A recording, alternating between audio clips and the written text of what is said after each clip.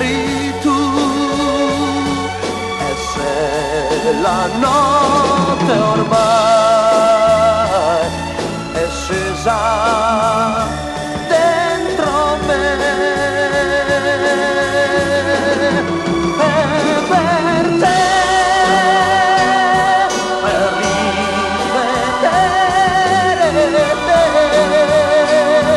per ritrovarmi al fondo dei sogni miei vicino a te.